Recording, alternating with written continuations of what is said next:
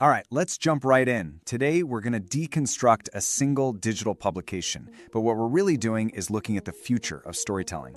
We're using Ram Khatri's Substack, The Publishing Lens, as this amazing little case study into what it even means to be an author in today's world. So here's how we're going to break it down.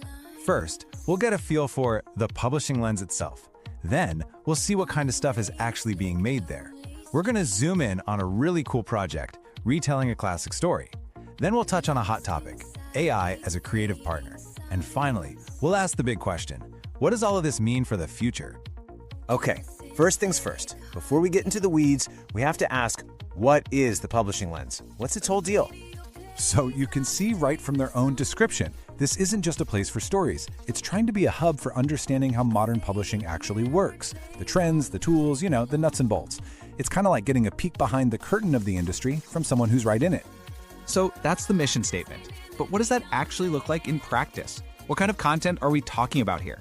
Let's take a look. And wow, the variety here is what really jumps out. This is not just a blog, right? You've got chapters of a novel dropped one by one with audio versions to go with them. You've got standalone audio stories. You have translated works from other languages, and then these really personal memoir pieces. And it's all wrapped up with commentary on the industry itself. It's a true multimedia playground. That makes this super interesting, but I want to drill down on one specific project that feels, well, pretty ambitious. It's all about breathing new life into a story you probably already know.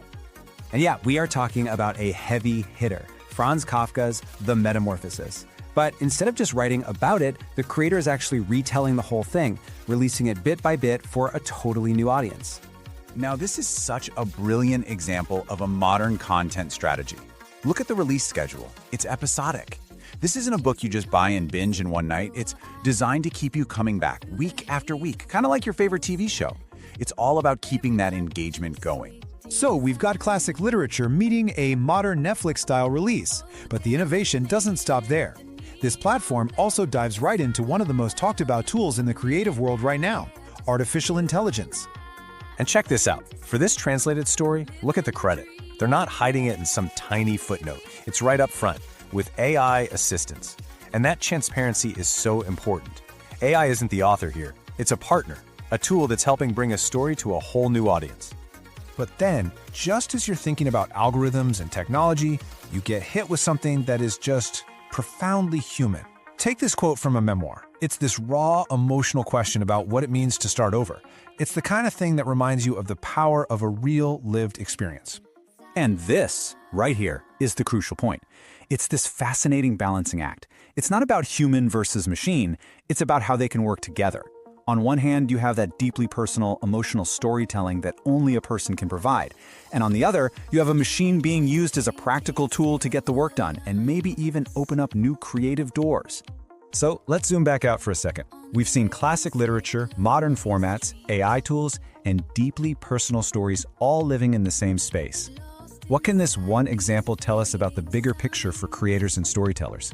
What we're really looking at here is a new kind of creative workshop. It's a space where old, timeless traditions like retelling Kafka are being mashed up with brand new digital tools like AI and serialized newsletters.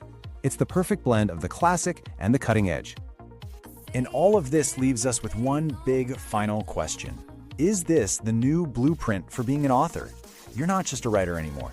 You have to be a producer, a community manager, a bit of a technologist, a curator, all rolled into one. And if this little Substack is anything to go by, the answer seems to be a resounding yes.